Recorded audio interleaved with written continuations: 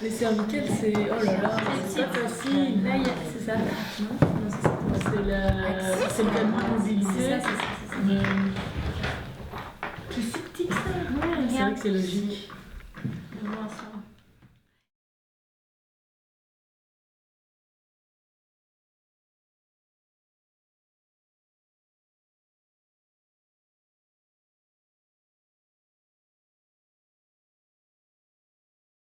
Mais après, les exodiaires, tu le sens ou pas? T'as vu? Tu sens que la zone a travaillé. Ça plie plus, hein? Parce que moi, je le sens un petit peu. Et dans les dorsales. Dans les dorsales. Je remarque que j'ai une sensibilité papier. Mais moi, c'est pour ça que je fais que le truc de crème qui est vachement.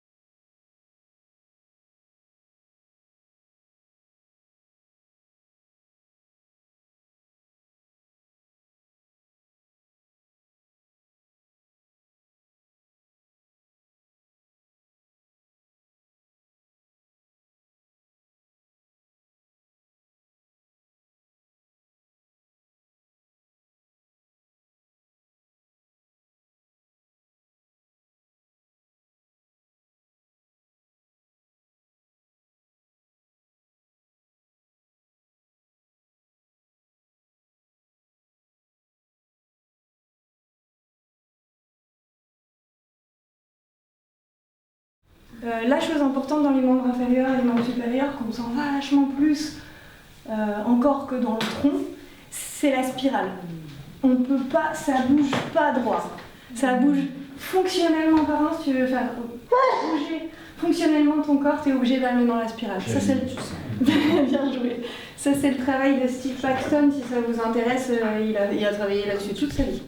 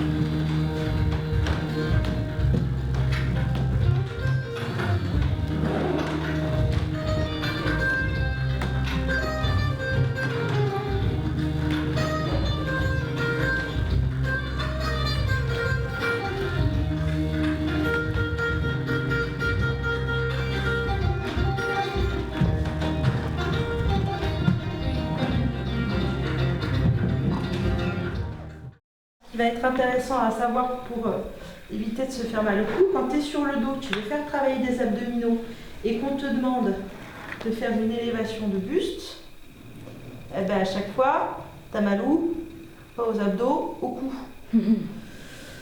Et donc, il faut essayer d'engager les obliques. Donc, on engage d'abord transverse et après, on engage les obliques. Moi, je les appelle un peu les bretelles entre la cage thoracique et le bassin, et on va essayer de resserrer l'espace entre la cage thoracique et le bassin.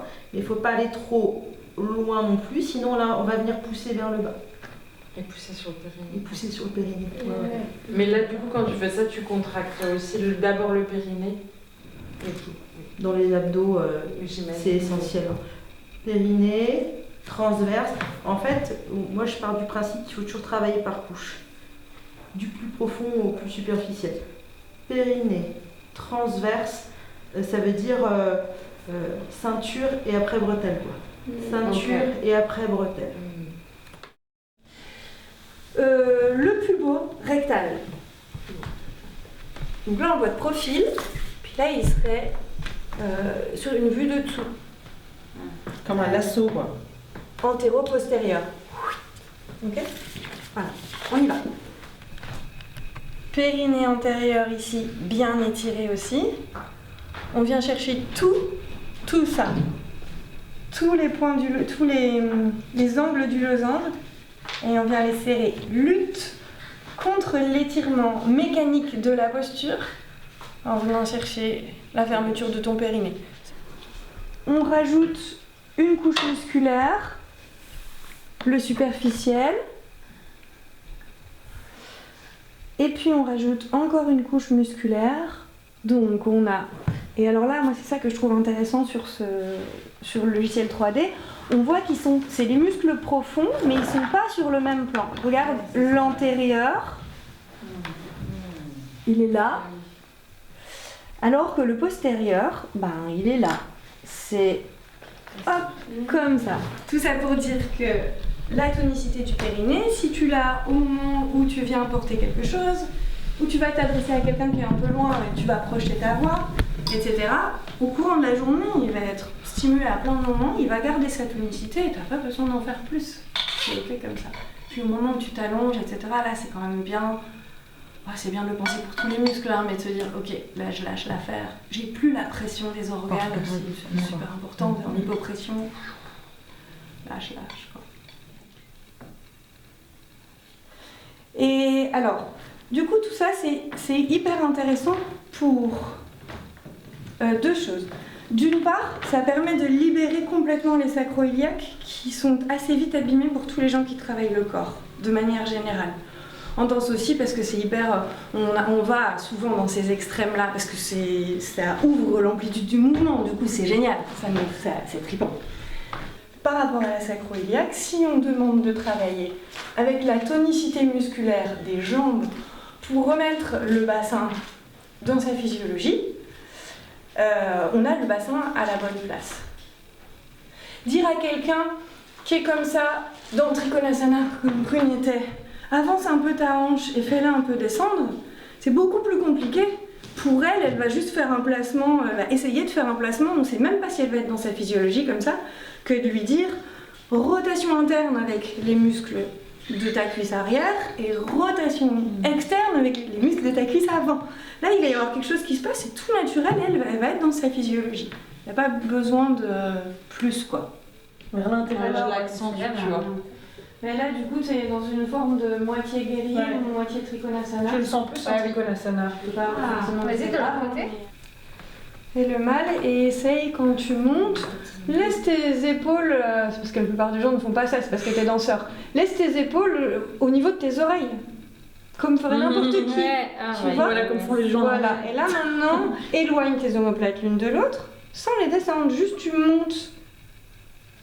Pousse aussi avec tes épaules, repousse le sol avec tes épaules, et maintenant descends les omoplates. Yes. Yes.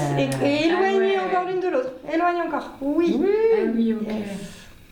Oui, c'est parce qu'il avait déjà ça et du coup il n'a pas besoin de... Exactement, il a les épaules basses. J'arrivais pas à choper le truc d'épaule. Vers le bas. J'arrive pas à distinguer les deux en fait.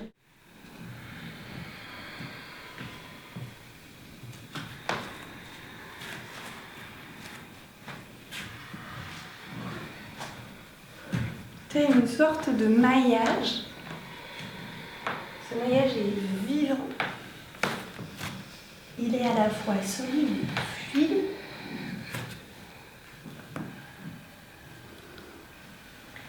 Et il te permet d'aller jusqu'au bout de ton mouvement, même s'il est lent, même s'il demande beaucoup de force, entre guillemets. Il n'y a pas que tes muscles qui travaillent, il y a aussi ce système-là.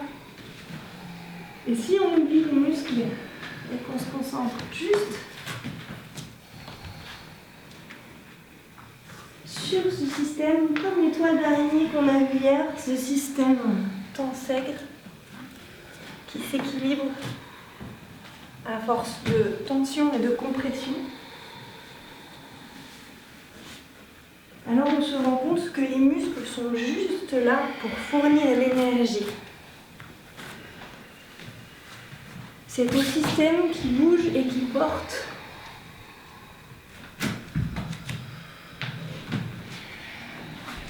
Chacun de tes mouvements.